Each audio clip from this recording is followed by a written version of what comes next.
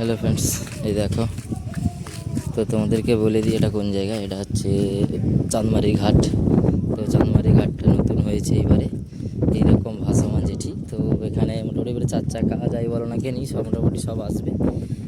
আর দেখো ভাই, এদিকে ব্রিজের কাজ চলছে মোটামুটি এখনও